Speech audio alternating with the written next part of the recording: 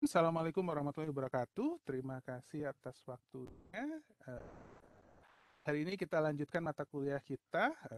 Sebelum kita mulai, seperti biasa, mohon diaktifkan dulu kameranya untuk saya capture keperluan untuk berita acara. Silakan diaktifkan dulu. Yang bisa, silakan yang bisa.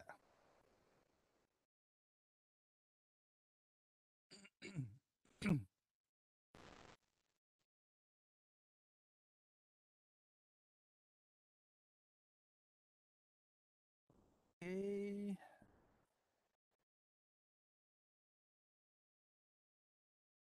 capture dulu ya. Satu,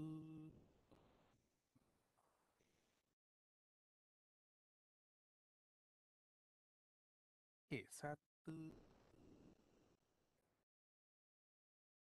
Saya pindahin ke saya dulu.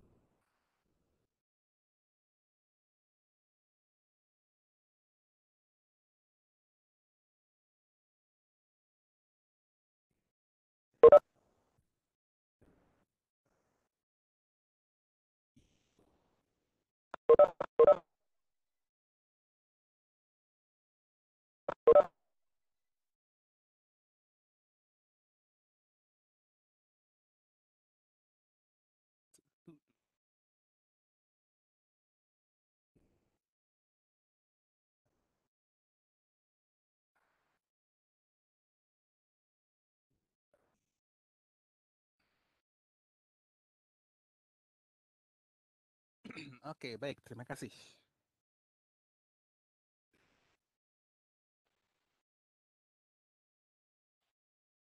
Baik, kita mulai hari ini tentang protokol data.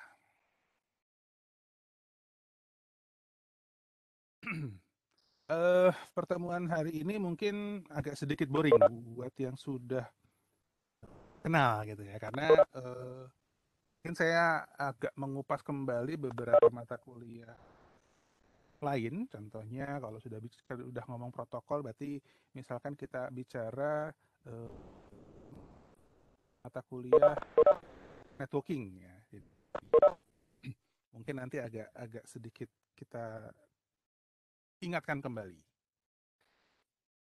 Hei, agenda hari ini ada tiga, yaitu mungkin saya akan bicara background dan introduction-nya sedikit, terus kemudian communication-nya, dan mungkin nanti baru bicara di application protokol seperti apa. Dan nanti ada tugas buat Anda untuk lihat, mempelajari, membuat resume, kalau syukur-syukur bisa mencoba ya. Oke, kita bicara sekarang tentang protokol. Nah, ini yang seperti saya bilang tadi di awal bahwa pasti sedikit boring. Boringnya kenapa? Karena ini nanti ngomongnya OSI layer ya. Kalau udah ngomong OSI layer kan mungkin sudah katam, mungkin udah luar kepala gitu, karena kita sudah pernah belajar jaringan komputer. Di sini secara summary-nya kita bicara protokol itu apa gitu kan. Ya, protokol itu mungkin salah satu aturan yang mengharuskan kita untuk kita ikuti, kalau enggak nanti komunikasinya tidak akan dapat terjadi dengan baik. Permisi, Pak. Ya, siap. Suaranya agak dibesarin gitu, Pak. Oh, oke, Mic-nya siap. mungkin dekat atau gimana? Tes, tes. Tes, tes, tes.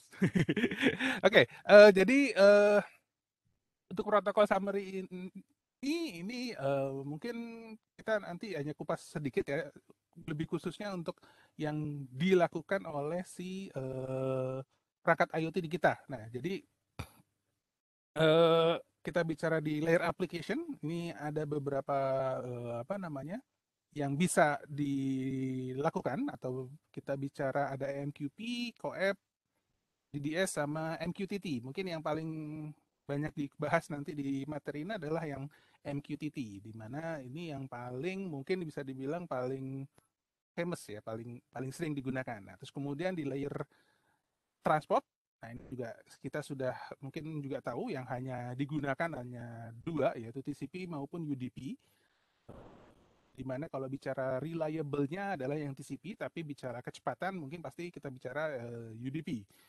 Kalau kita atau Anda yang hobi main game, mabar gitu kan, pasti kalau dikasih aplikasi game yang menggunakan transport layer-nya protokolnya TCP, wah itu nggak ada yang mau main pasti. Karena apa? Bisa dibilang nanti jatuhnya nge-lag banget. Nah, tapi rata-rata menggunakan UDP karena segala sesuatunya apa namanya keinginannya adalah kecepatan yang sangat tinggi. Oke. Dan di network layer-nya, bagaimana di layer network-nya mungkin hanya akan bicara apa namanya low power PAN-nya, terus kemudian juga cuma IP6. Untuk di data link kita tahu ada IEEE 802.15.4, ini kita bicara untuk wireless connection, low power one.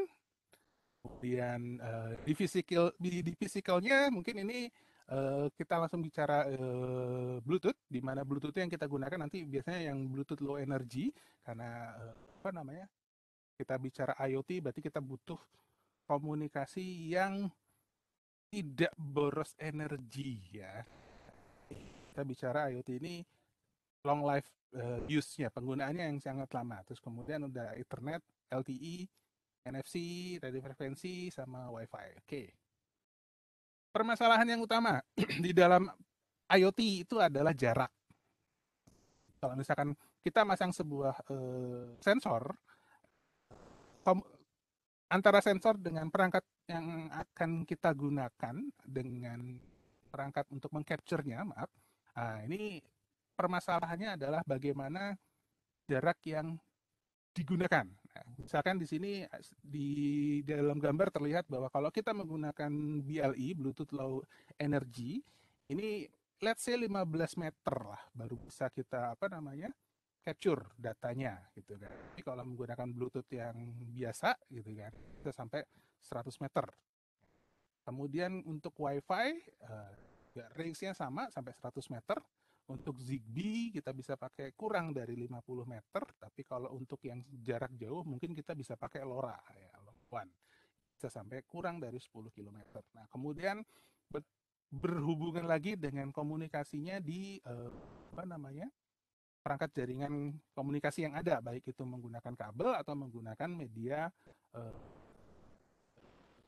ISP misalkan seperti itu. Jadi problem yang paling utama adalah jarak. Kenapa ini jarak jadi masalah? Misalkan gini, kita bikin sebuah sensor untuk mengetahui adanya kebakaran atau tidak di dalam sebuah hutan. Seperti beberapa tahun ke belakang mungkin kita sudah pernah dengar kebakaran hutan di Kalimantan, di Sumatera gitu ya ada. Dan kita pasang alat deteksi untuk apa namanya early warning kalau ada kebakaran. Nah, berarti alat tersebut akan kita letakkan di hutan kan, nggak mungkin kita cuma letakkan di pinggir hutannya. Nah, pasti akan kita letakkan di beberapa titik di hutan tersebut dan gimana cara apa namanya sensor tersebut bisa bisa kita tangkap. Nah, kalau misalkan pakai Bluetooth cuma 15 meter loh, kebayang harus berapa gitu ya apa node yang harus kita pasang di dalam situ gitu kan. Nah, tapi mungkin misalkan dengan pakai LoRa kita bisa bisa apa namanya mengcapture alat sensor tersebut sehingga jangkauan range radiusnya juga bisa jauh lebih luas.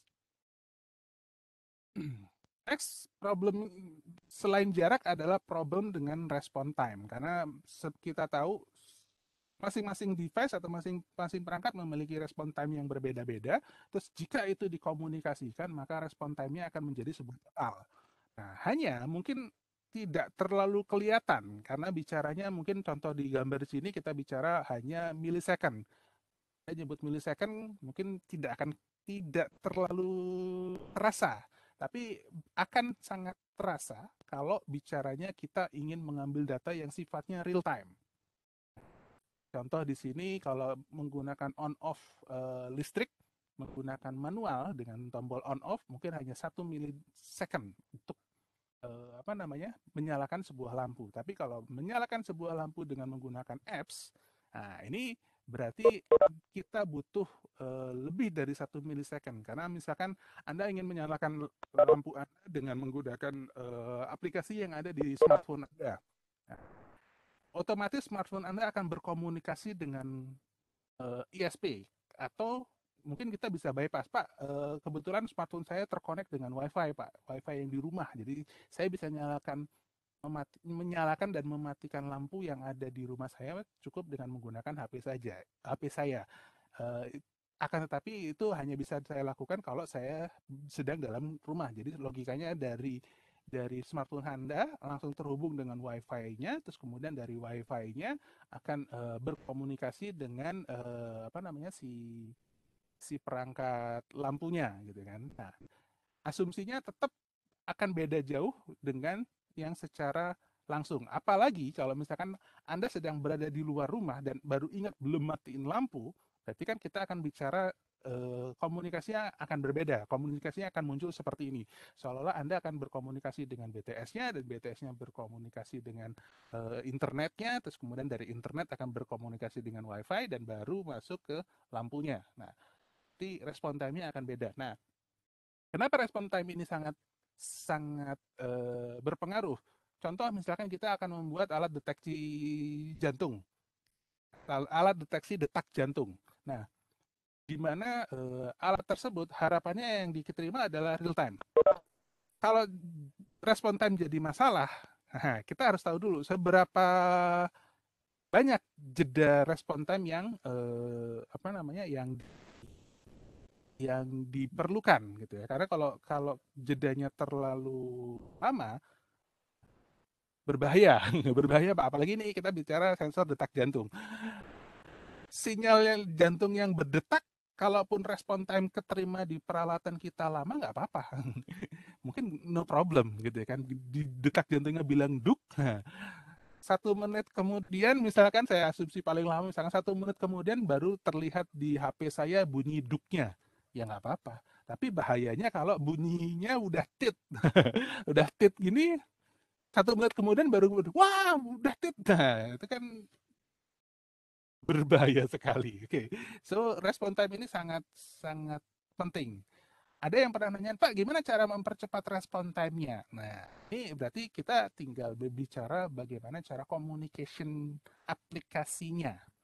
Nah, kalau aplikasinya menggunakan TCP, komunikasinya misalkan untuk meyakinkan bahwa sinyal saya diterima, harus ada acknowledge dan sebagainya, ini pasti akan lama. Makanya biasanya dia menggunakan UDP. Tapi Pak, gimana kalau sinyalnya nggak nyampe gitu kan? Nah, karena IoT sifatnya kirim terus-terusan, nah pasti dalam tanda kutip pasti nanti ada yang nyampe gitu karena ada UDP. Oke, kita bicara sampai sampai terlalu jauh, tapi nggak apa-apa. Itu apa namanya? Mudah-mudahan bisa jadi gambaran Anda tentang kenapa respon time ini jadi masalah. Ya. Kemudian ada beberapa yang bisa kita summary-kan, khususnya untuk bicara masing-masing protokol, masing-masing device mungkin.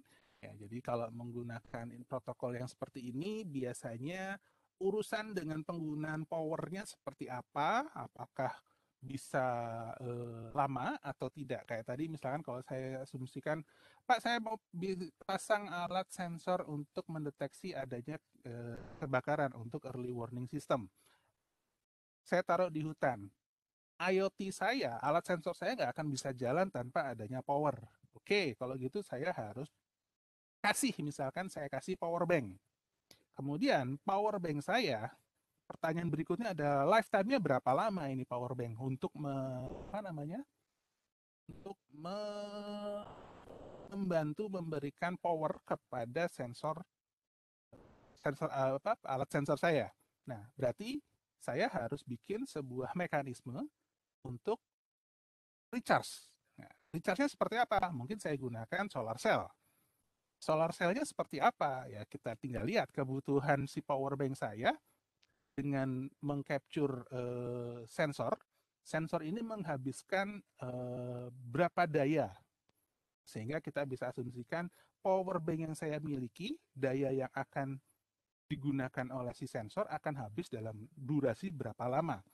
Ya, saya harus asumsikan lagi saya harus punya solar cell yang seperti apa untuk bisa mampu charge baterai saya. Jadi itu masalah ya, masalahnya. Masalahnya masalah. Nah, di sini bisa kita lihat bahwa kalau bicara NFC, mungkin yang smartphone-nya sudah ada fitur NFC juga mungkin nggak terlalu terlalu bermasalah ya, karena mungkin apa namanya powernya karena ada di HP Anda ya pasti Anda standby gitu ya. Tapi kalau menggunakan peralatan sensor yang apa namanya private atau personal, nah ini kita harus perhatikan. Tapi dia untuk protokol NFC baterainya penggunaan powernya sangat cukup bagus. Begitu juga dengan Bluetooth. Apalagi kita gunakan Bluetoothnya yang Bluetooth Low Energy (BLE) ya. Untuk WiFi enggak, karena pasti sangat boros. Dan LoRa sudah bagus, NB-IoT juga sudah bagus. Kalau sudah ngomong 2G, 3G, 4G, 5G, ya ini bicara untuk kemampuan powernya sangat tinggi. Karena bicaranya biasanya dia tidak hanya mengirim data, tapi juga bisa untuk mengirim gambar. Untuk jarak dan sebagainya, ini bisa lihat di tabel yang ada di layar Anda. Oke, next kita bicara communication protokolnya yang lebih bicara tentang Bluetooth mungkin hari ini lebih ke Bluetooth. Nah, Bluetooth ini kita sudah tahu bahwa saya yakin juga Anda sudah tahu, sudah menggunakan juga bahwa ini adalah short range wireless communication, di mana kalau dulu zaman saya masih seumuran Anda, oh, sana tua banget saya tadi ya. Oke, jadi kita bicara Bluetooth itu komunikasinya mungkin tidak sebagus sekarang gitu karena masih Bluetooth versi 1. Jadi pengiriman datanya pun lama, tapi masih mending karena dulu hanya ada teknologi yang sudah mulai masuk ke HP itu adalah menggunakan infrared. Nah, lebih parah lagi itu infrared. Harus lurus dan jaraknya jangan sampai lebih dari sekitar 10 atau 20 cm gitu kan. Nah ini apa namanya, Pak kalau 1 meter gimana? Nggak kuat. HP HP zaman dulu itu kekuatan untuk transfer rate-nya itu Bluetooth-nya harus deket gitu ya kan. Paling jauh 10 cm pun juga sudah masalah. Itu rata-rata dekat 1 sampai 2 cm gitu ya. Kirimkan datanya. Nah ya tadi lama gitu kan. Pengiriman datanya lama. Saya dulu suka suka kelakarnya ngapain pakai infrared, udah aja dikirim datanya diketik lagi atau gimana. Tapi ya oke. Okay. Nah, so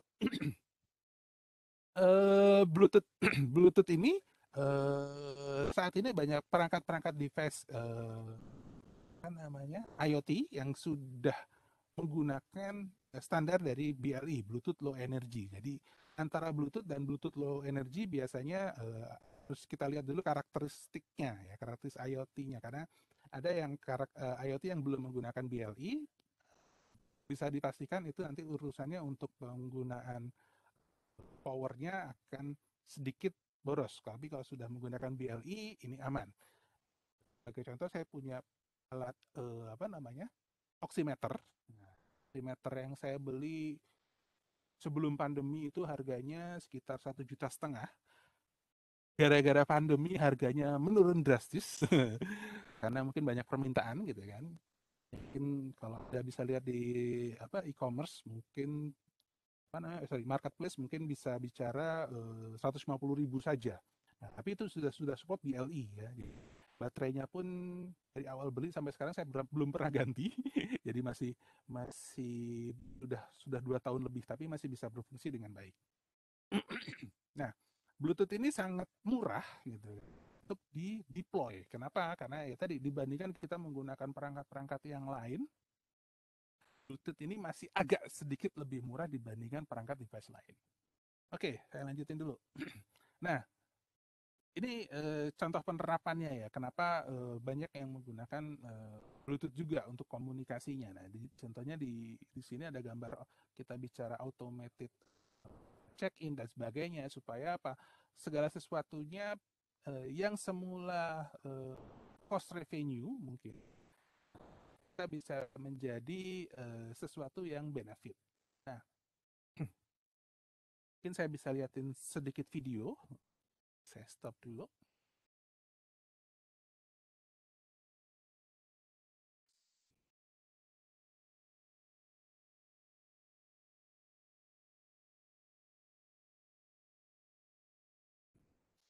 Perlihatkan videonya tentang segala sesuatu tentang yang cost revenue sebelumnya mungkin bisa jadi profit karena kita atau Anda saya yakin biasa eh, kalau mengunjungi sebuah kafe ataupun restoran itu biasanya mencari ya, cari ada wifi-nya nggak? Nah, wifi tersebut mungkin bisa jadi yang semula bagi si penyelenggara adalah cost revenue, mungkin bisa jadi sebuah profit. Mana ya?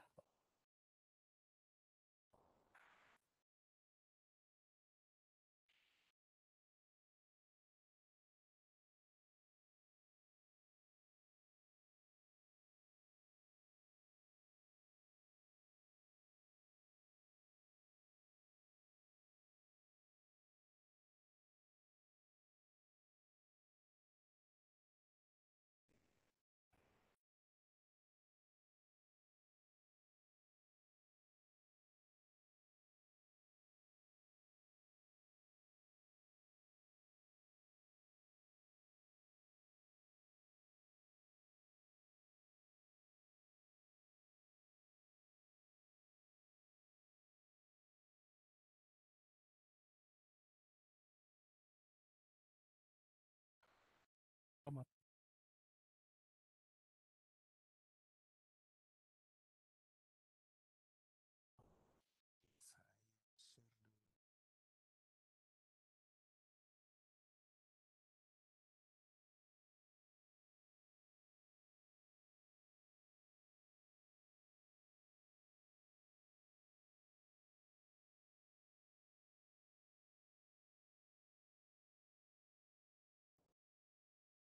jadi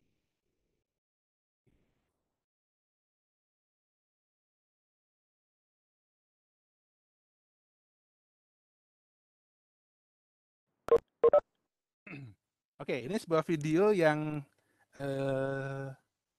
saya mungkin bisa memberikan ide untuk bicara bagaimana perangkat-perangkat IoT atau perangkat device yang kita gunakan ini menjadi dari cost revenue menjadi profit. Oke, silahkan. Digitization is changing the way that the hospitality industry must do business. Today's guests are tech-savvy and demand reliable, secure, high-speed Wi-Fi with seamless connectivity. And beyond that, they expect a highly personalized experience. So how do hotels meet increasing guest demands while creating opportunity? Cisco has the answer. Whether your hotel is large or small, Cisco has the end-to-end technology. From Mobility Express to connected mobile experiences to make it happen. It all begins with automatic and highly secure guest recognition. Glad to be back. And it only gets better from there with features for returning guests like automatic check-in and using your mobile device as your room key. New guests are recognized and invited to download the hotel's loyalty app, beginning their conversion into a high-value loyal guest. Sweet. Cisco is transforming the guest experience. They can use their mobile devices to personalize their stay, enjoying the services that they choose. Text the concierge. Make a spa appointment or reservations for dinner. Select a movie from your personal streaming account. Find their way around the hotel. For guests, it all fits into their comfortable digital world, making their stay easier and making them feel, well, more pampered. Cheers. For hotel owners, managers, and staff, the Cisco solution is a game changer. Now associates can understand what guests are doing while they're on the property. With real-time analytics, associates can track guest patterns and flow and adjust staffing levels accordingly. Now that's cool. Analytics include location awareness, which can be used to push promotions and specials out to guests based on their location and past preferences, which makes the marketing opportunities unlimited. There's no better way to keep customers on the property and increase the time they spend in restaurants and bars. Beyond real-time, historical data and analytics can also help managers make decisions about the brand and property for the future. What trends can they see? Which services are popular? It all adds up to a better bottom line. That's right. Cisco can transform your Wi-Fi infrastructure from a cost center to a revenue generator. Simply put, behind the technology, it's the human experience that counts. That was easy. Because when you make it easy, make it personal, and make it fun, guests will be loyal, and they'll come back time and time again.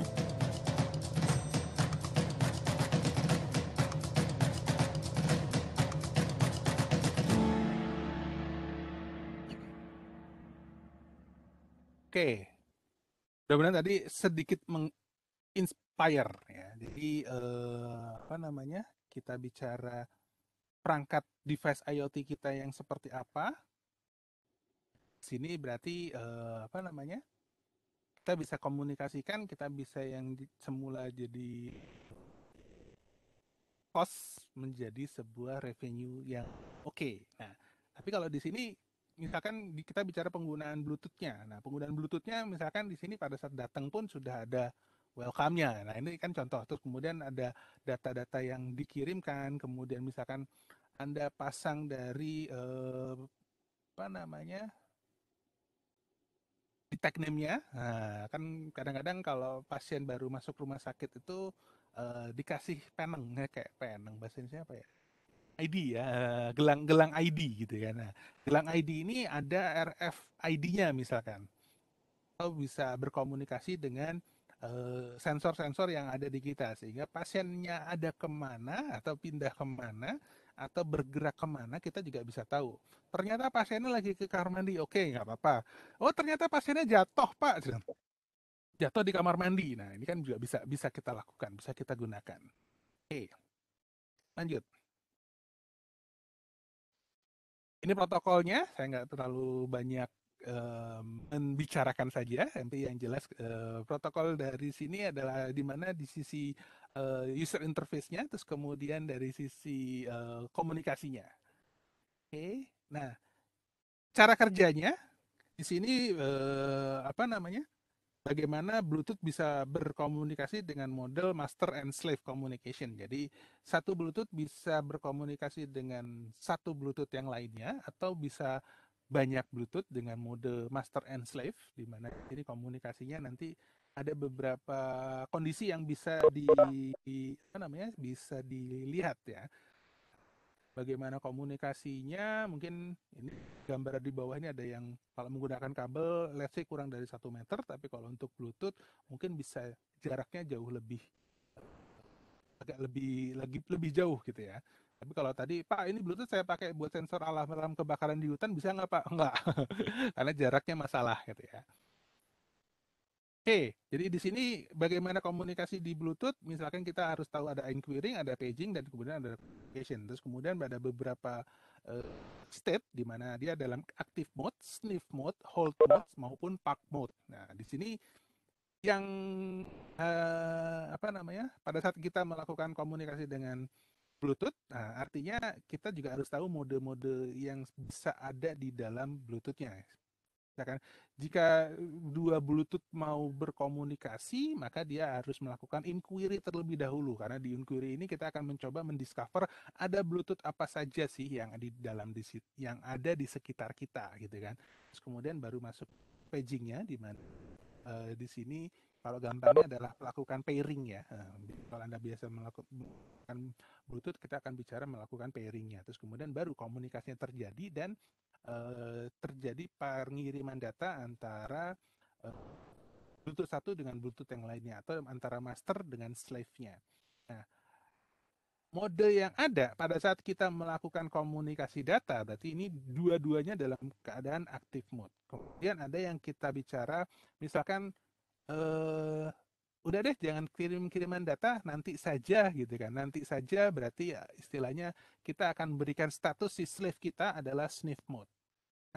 Dia akan aktif pada interval-interval waktu tertentu.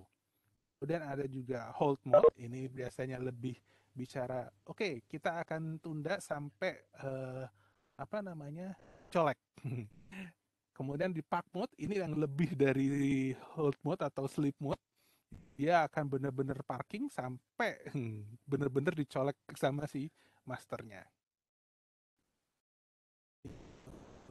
Apa namanya, komunikasinya seperti itu. Dan yang lebih lebih apa namanya, lebih memudahkan kita adalah begitu komunikasinya sudah terjadi, berarti kita bisa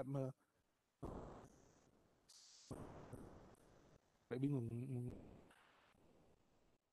menggunakannya. Nah, menggunakannya bisa tergantung kebutuhan. Jadi misalkan kalau Anda biasa menggunakan perangkat Bluetooth Anda di rumah, misalkan speaker gitu ya. Nah, speakernya berarti kalau misalkan kita sedang aktifkan, dia sedang aktif mode. Tapi begitu kita tidak mengirimkan suara, mungkin dia jadi hold mode ataupun masuk ke park mode. Sampai menunggu kita aktifkan kembali si speakernya. Ini bentuk komunikasinya. Nah, sebelah kiri bisa terlihat bagaimana power dalam keadaan park, sniff maupun hold ini dia sangat-sangat kecil karena cuma apa namanya, cuma menunggu dibangunkan, misalkan contohnya seperti itu. Jadi park, sniff dan hold ini seolah-olah penggunaan baterainya hanya akan seperti halnya kalau di laptop itu ada mode standby ya.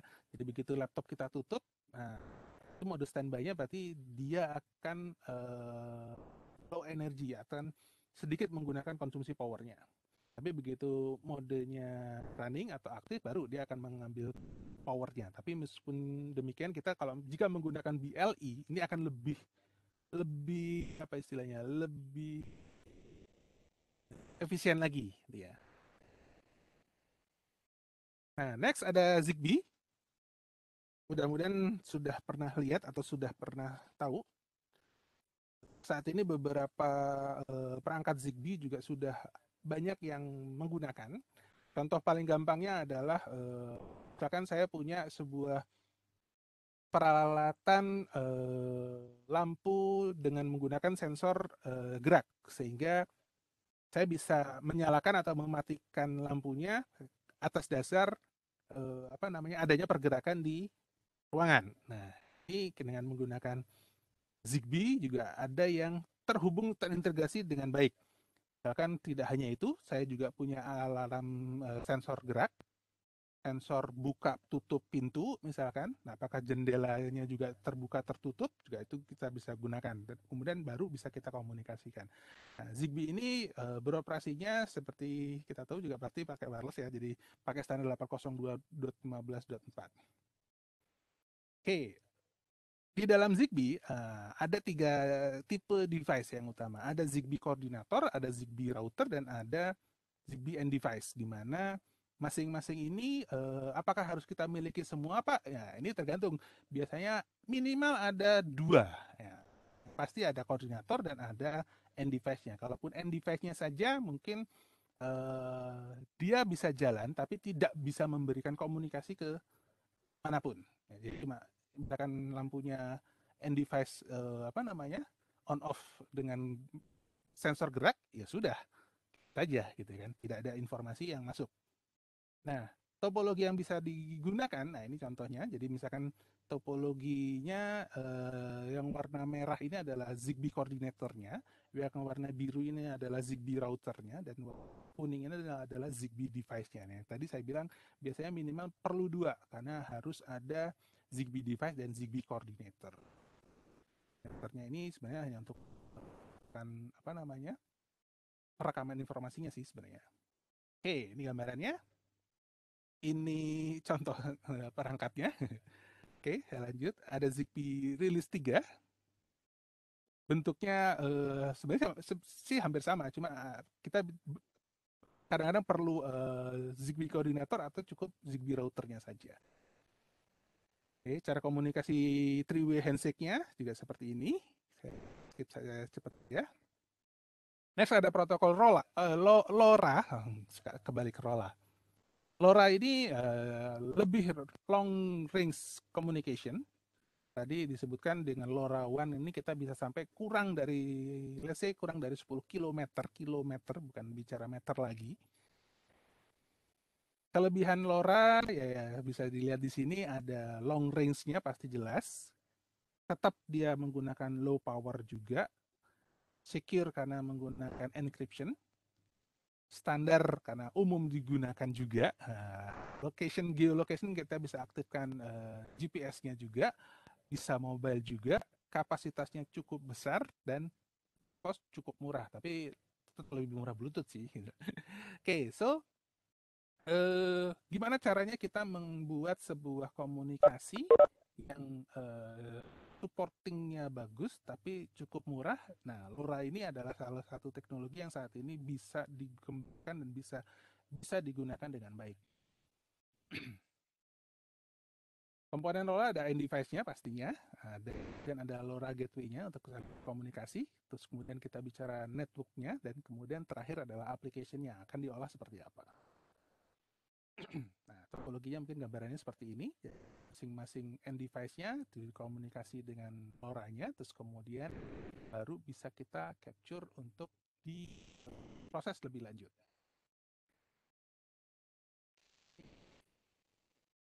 Protokol stack-nya dengan LoRa, baik itu LoRaWAN ataupun LoRa-nya saja. Secara physical address, secara LoRa-nya, WAN-nya berarti kita bicara network-nya. Sampai ke layer aplikasi. State mesinnya. Oke, kita masuk materi terakhirnya, yaitu application-nya, bagaimana mengaplikasinya. Seperti kita tahu, kita bicara protokol ini cuma bicara rule atau yang harus dilakukan. Ya, misalkan ada 2 device atau ada 2 manusia. Yang satu berasal dari Pulau Jawa, yang satu berasal dari, mohon maaf, Pulau Papua misalkan. Protokol yang harus dijalankan adalah supaya 2 manusia ini bisa berkomunikasi adalah dengan menggunakan bahasa Indonesia, protokolnya. Kalau tidak, masing-masing menggunakan bahasa Jawa dan satu menggunakan bahasa Papua, mungkin nggak nyambung semua komunikasinya.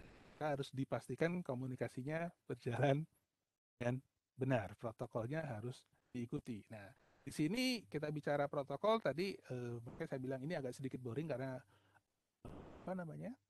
yang sudah mengambil mata kuliah jaringan komputer pasti kenal dengan semua ini. Ada protokol OSI dan protokol TCP/IP.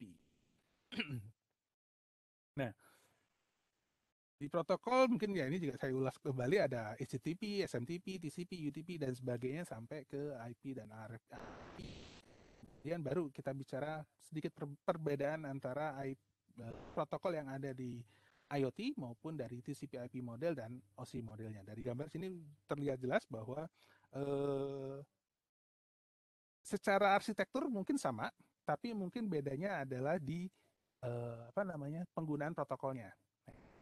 Nanti kita bicara application layer-nya, kita menggunakan POAP, MQTT gitu ya, SPP dan sebagainya. Tapi kalau misalkan komunikasinya, nah yang sedikit berbeda adalah kalau jaringan komputer kita menggunakan TCP dan UDP, di sini kita menggunakan UDP dan TTLS. Lanjut, ini skip juga, mungkin ini dan aja comparison-nya. Mungkin langsung protokol. Nah, materi kita hari ini akan banyak membahas tentang MQTT, di mana ini lebih ke protokol yang sifatnya mesin to mesin, di mana harapannya tidak ada lagi campur tangan dari manusia untuk mengaktifkan atau campur tangan gitu ya. Jadi misalkan tadi kalau udah bicara saya mau pasang peralatan sensor yang ada di hutan, kan nggak mungkin setiap saat kita meng-on-off-kan sensor tersebut gitu ya. Nah, harapannya sensornya sekali nyala ya nyala selamanya gitu ya. Kecuali korslet atau kecuali dimakan harimau gitu alatnya dan sebagainya. Jadi tujuannya adalah bagaimana MQTT ini digunakan untuk meremote, mengambil data, menganalisis dari perangkat IoT secara remote, secara kontrol jarak jauh. Bentuk komunikasinya sama ya dengan three-way handshake lah istilahnya kalau yang kita bicara di jaringan komputer. Ada bagaimana ada connecting-nya, ada acknowledge-nya, terus kemudian subscribe-nya, terus kemudian ada jawaban dari acknowledge-nya sampai terjadinya komunikasi. Terakhir, misalkan kalau sudah selesai, kita kirim ping request-nya untuk respon dan kemudian di unsubscribe untuk kemudian selanjutnya disconnect. Kayaknya masih sama lah dengan three-way handshake dan four-way handshake untuk perangkat network. Beberapa MQTT deployment-nya bisa ke berbagai macam. Contoh paling sepele mungkin bisa digambarkan seperti ini. Jadi di sini kita punya perangkat sensor suhu, kemudian ada MQTT broker, dan terkonek nanti ke perangkat smartphone Anda atau perangkat gadget Anda untuk mengcapture informasi. Yang dilakukan siapa? Komunikasi antara temperature sensor dengan MQTT bisa terjalin secara terus-menerus, tinggal kita butuh dari kitanya apakah selalu mengirimkan informasi atau tidak gitu ya. Di sini step by stepnya misalkan pertama sebuah device minta misalkan suhunya berapa sih sekarang gitu kan. Kemudian baru sensor karena dia selalu mempublish ya, sensor selalu mengirim informasi. Nah, pada saat mengirim informasi maka broker MQTT dapat infonya dan dijawab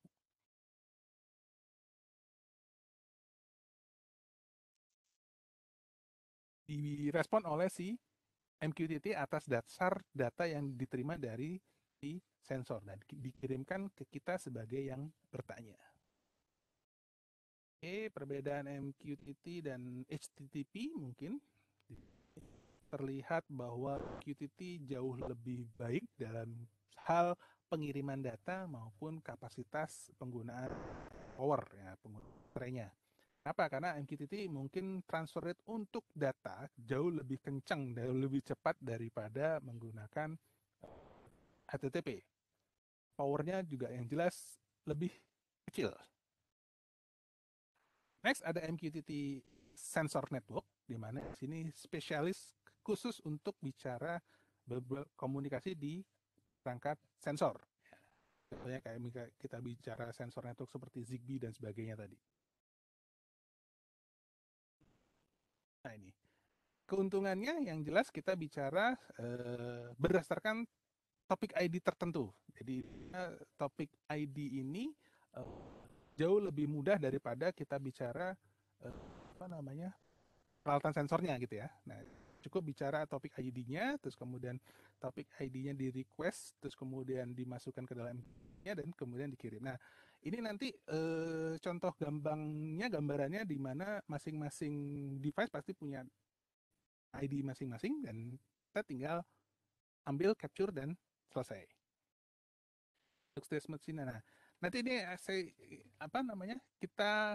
saya ada sedikit video, silakan nanti ditonton sendiri dan itu yang menjadi tugas Anda. Jadi contohnya di sini ada menggunakan ThingSpeak. Nanti ini tugas Anda, silakan tonton video ini, saya nggak akan perlihatkan saat ini biar Anda ada kerjaan untuk nonton dulu. Nanti tugasnya saya sampaikan di LMS. Seperti apa tugasnya? Yang jelas di sini cerita ThingSpeak ini adalah kita punya sebuah perangkat untuk bisa menginformasikan data yang kita terima. Misalkan saya akan bicara contoh di sini adalah sensor suhu.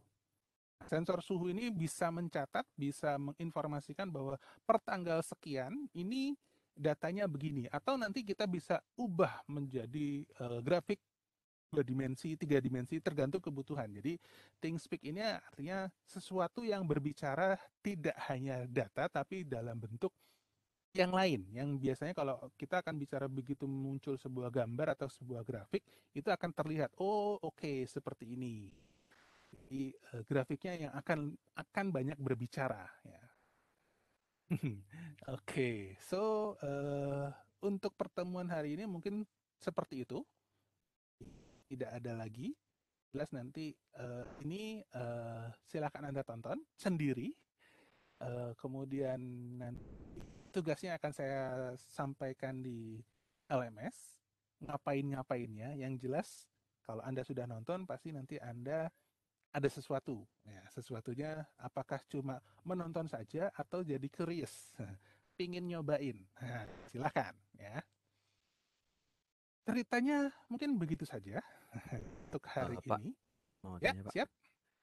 Linknya bisa ini Ini nanti saya Jadi- taruh di LMS kok. Jadi oke Pak. apa namanya? Ini kan update terbaru saya. Jadi nanti ini Iya, Pak. PPT-nya saya taruh jadi slide apa namanya? Slide di pertemuan minggu ini. Nah, nanti Anda bisa apa namanya? Bisa lihat lagi. Nanti tinggal cukup klik di PDF-nya kan nanti udah langsung muncul ke link YouTube-nya gitu ya. Oke, aman, tenang.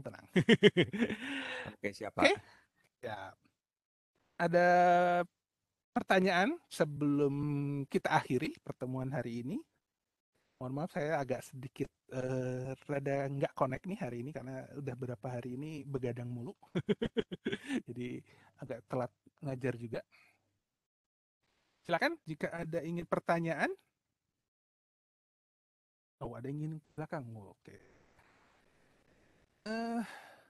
Jadi di video itu bicara tentang ThinkSpeak. Nah, terus kemudian langkah-langkahnya, ataupun kalau misalkan nanti Anda penasaran mau coba juga silakan karena itu free gitu ya. Anda cobain, terus misalkan kalau Anda punya perangkat, berarti nanti Anda bisa nyoba juga, atau kalaupun waduh Pak saya belum punya perangkatnya Pak, saya nonton videonya aja Pak, tapi mungkin saya bisa paham apa yang silakan. Jadi saya tidak mewajibkan, tapi biasanya kalau orang yang curiosity-nya tinggi, pasti langsung, oh ini gimana nih? Kayaknya harus nyobain nih. Nah itu beda cerita. Baik, mungkin kalau memang tidak ada pertanyaan, mungkin bisa saya akhiri dulu pertemuan hari ini. Ya, mudah-mudahan kita masih bisa ketemu lagi di lain kesempatan. Untuk depan kita bisa lanjutkan. Untuk itu saya akhiri pertemuan hari ini. Terima kasih. Billahi taufiq wal hidayah. Wassalamualaikum. Waalaikumsalam warahmatullahi wabarakatuh. Waalaikumsalam. Waalaikumsalam. Kasih banyak.